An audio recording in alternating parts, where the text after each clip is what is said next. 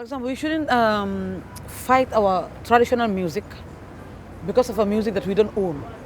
Hmm? We should try to build up the traditional because it's very important. The cultural music has something very special, very magical to offer in the art world. So we can't just throw that away. It's really special. So we have to preserve that. I think culture is the hippest thing ever. The only way you can be original and be yourself is if you apply a little bit of culture to your music. I mean, from reggaeton to hip hop to R&B to the blues itself, everything has an element of culture in it. To reggae, you know, you make it yours when you have your culture infused into it. And then the modern music also has, a brilliant expression of where we are now, the experience that we're going through. So we can't throw that away. So we blend it together and we get a magical experience. And that's what's happening right here in the Gambia. If you try to copy foreign music, try and put Gambian instruments, local instruments into it to give it another flavor. Yeah, hip-hop was invented a few years ago. Even jazz was invented. So let's invent something new for the future instead of rocketing ourselves into the into New Rome, the American Empire. It's our tradition. We made them here. Our forefathers used to use them. So it should continue from generation to generation. The traditional knowledge of the Kora is more like a chain. So it follows. Advice to young musicians, these generations, they should try harder. They should try harder and follow the traditional songs and rhythms. Although they can compose their songs good and they can play it very nice, but not always they are, they should play their own songs. Maybe they can mix, traditional and their new, model, yeah. That could be nice. It's been very hard because a lot of the young people don't really know what the music was back in the days, you understand? So in trying to be creative, it's very dangerous missing out on, the foundation. If you don't know where you came from, you cannot know where you are going. So know first where you came from. If we fight traditional, what are we going to tell our kids? What are we going to tell our children? You are fighting for hip hop. Hip hop is not yours. You are singing like American. If you go to America, you see someone who will sing better than you. Okay, so you sing traditional, fight for the traditional. Then anywhere you go, that's your symbol. That's what you should show. Like me, I'm singing Mandeng. Anywhere I go, I sing Mandeng. You see, but if you call me in hip hop, I'll sing. But I'll not take hip hop as my own. It's not my own. I'll take my own traditional, sing with traditional instruments, blend it with European instruments or,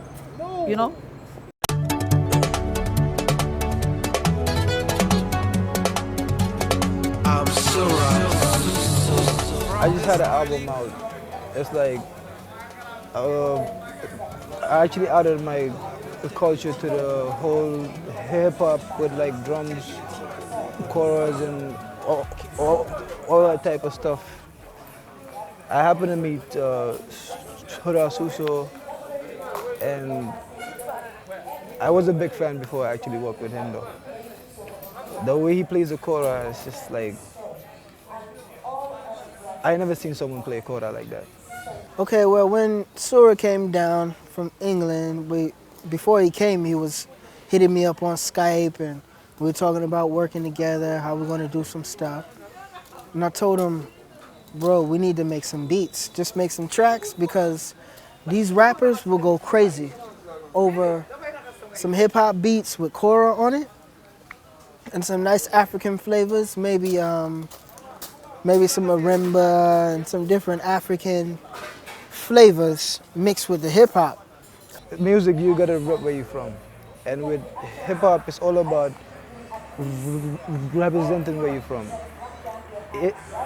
If you hear the hip-hop in America, for example, whatever relates to them is what the music looks like. Guns, parties, all that stuff. Here in Gambia, we know chorus, sabar, all that stuff. So putting it to your music, it actually gives it a uniform that you could actually identify it and know this is hip hop from Africa. So that was the idea. I didn't know which artist, I would give which track to, but he came over and we just started making some beats. Like, yo, let's try this, let's try this. We had like 2 or 3, 4 beats. And G hit me up for some tracks for his album. And I was like, yo, man, I got some beats for you, don't worry. Oh no, you think it's good? Do you think it's gonna be this? Hey, relax. I got some hot beats for you. I lost patience, like a bad hospital, gotta make it, renovate it. But the sad thing, I can't afford such. I can't afford to lose you as a friend. If my proposal goes wrong with happiness, that's my end.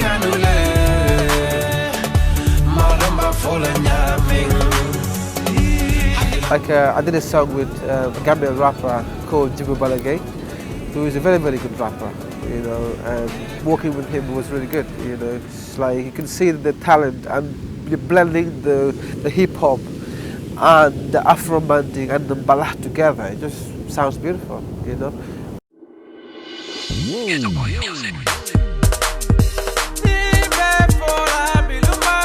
Song with Sura came about, because the song basically is Afro manding, and everybody knows Afro manding is a Gambian thing, and that's what he does. He plays the kora, plays the djembe, and that's what I needed in the song. So actually, I didn't even know that he was in town, but when I saw him, we just did the song, and the song was just done in 2 days, and trust me, the song is definitely going to be a hit.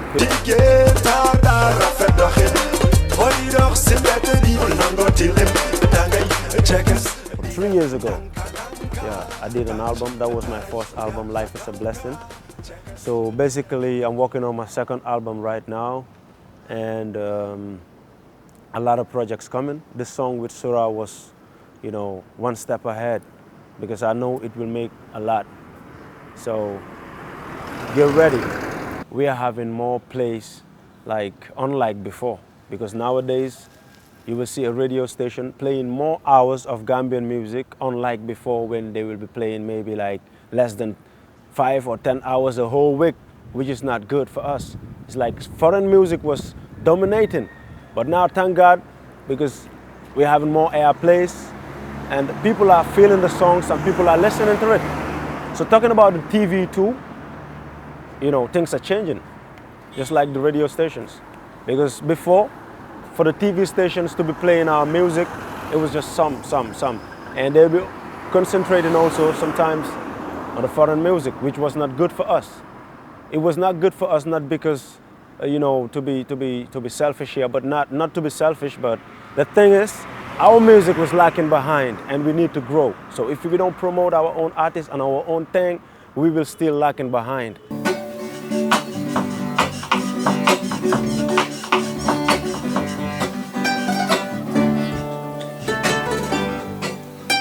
Me and Sura, actually, Sura he's Suso and I'm Suso, and we're family. I don't know how the relationship comes, probably from a distance, because maybe I'm young, I didn't know that. But my parents told me that we all related, it's the same Suso. So they told me about Sura, and it was unfortunate I couldn't meet him in the Gambia, but they tell me about him, and I think it was good that I contacted him through the internet. I did that, and he's really a nice gentleman, and he responded as A-sharp.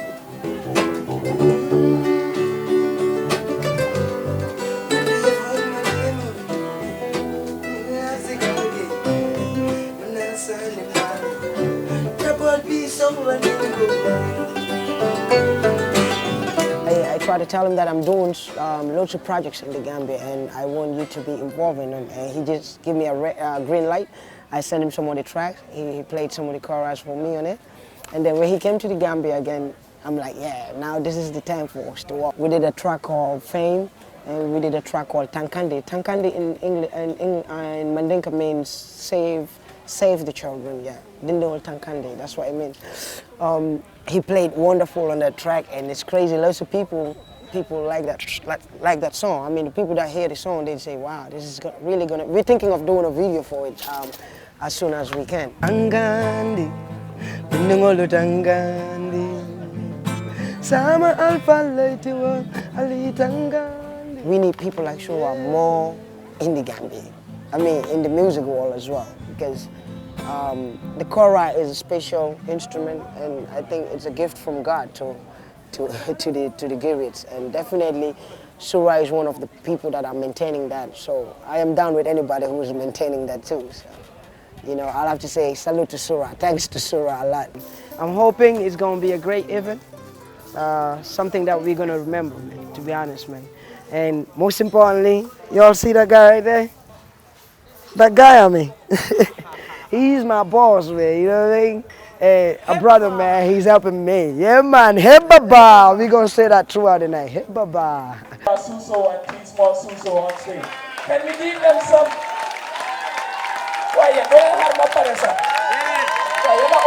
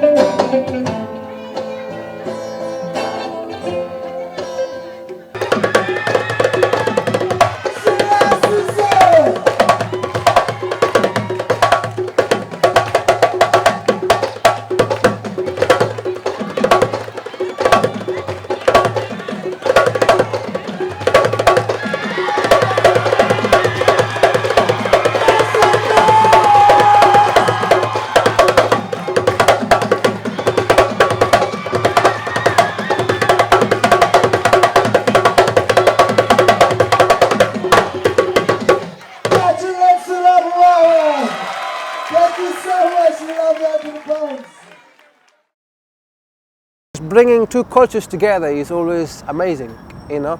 And I did a collaboration with Pete Joseph, who is a pianist, and Max Bailey, who is a violinist, and did a project and collaboration with a band called Corazon Radio. And then with my brother, of course, Sila Kuta, I've been traveling the world and all that. So all the travelings and then living in the UK, it just showed me another different picture.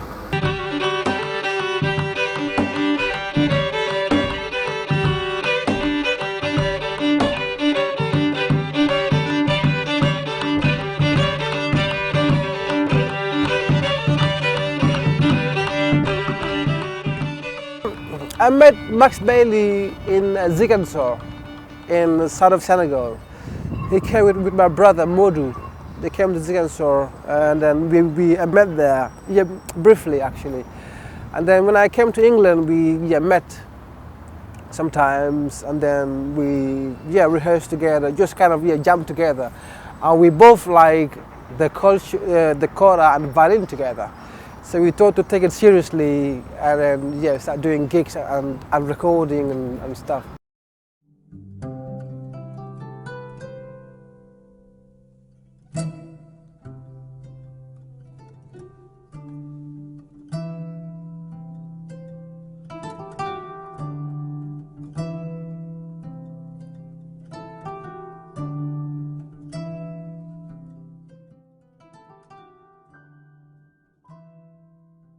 I just recently finished a recording album with Pete Joseph with a kora and violin. Kora and piano. It was after I finished recording my album, and then I was looking for somebody to do the mixing and the mastering. And then I went to Bristol, I think it was during a carnival time, and then I saw Pete there, and I was like, yeah, Pete, man, I got this album recorded, finished, but I'm looking for somebody who can do me a good mixing and good mastering. And he suggested one of his friend called Gray. And then when I sent him the music, he listened to it and he said, man, I want to do this myself. I said, okay. Then I gave him the stuff. I went to Bath, spent a couple of days there, did the mixing and the mastering, and he recorded Binta's voice on Chorobai Samba. and did my vocal on Chalabai Samba as well. And then he played bass there and some guitar, backing vocals, you know.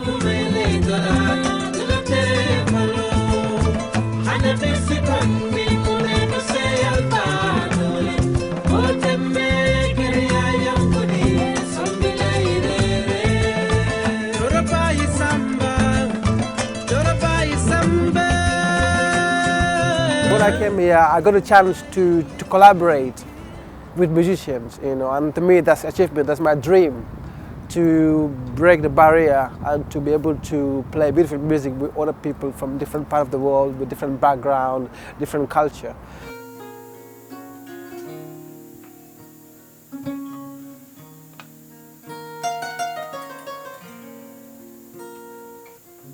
Main thing is I play guitar,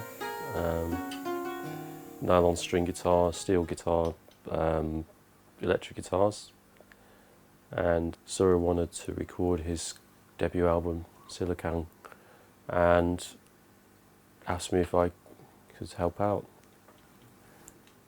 It's definitely a challenge to accompany the kora, I think, because he can play things on the kora that can be quite hard to play on a guitar, so he can play very fast as well. So yeah, it's very challenging, you know, to keep up with him sometimes, and you know, but it's, at the same time it's great to learn the songs.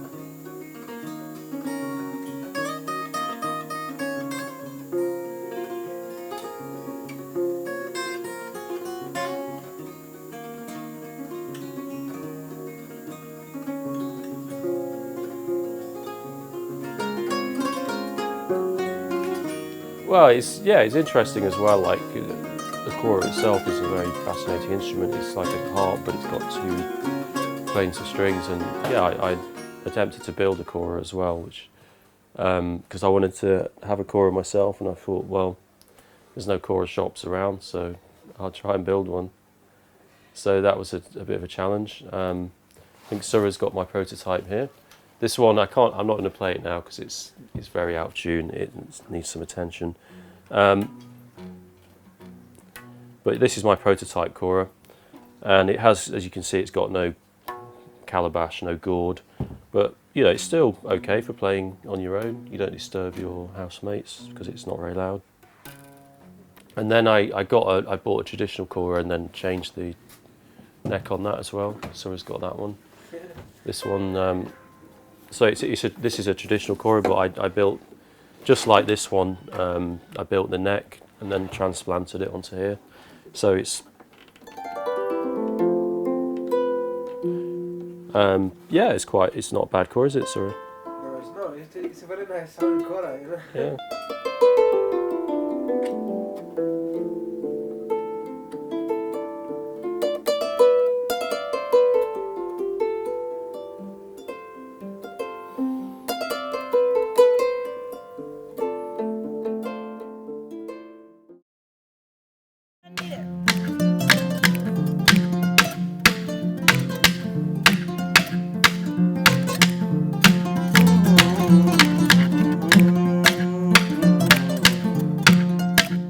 I feel like the traditional music is going down instead of going up.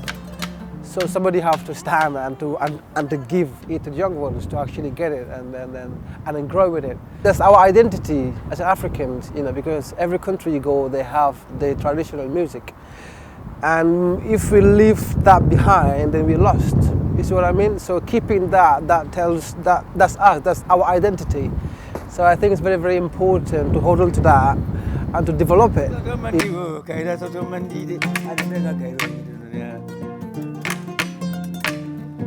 Karakili Muhammadu Bantang, Ya Rasulullah Muhammadu Sumayata, Ya Bibalai Muhammadu Duniyatu, Ya Dunala Mandi, Jalilu Dunia Fele. And inshallah, in the future, I would like to have a music school in Gambia, or run a music school in Gambia, where people can come and learn. And what I know, I can share it with the people.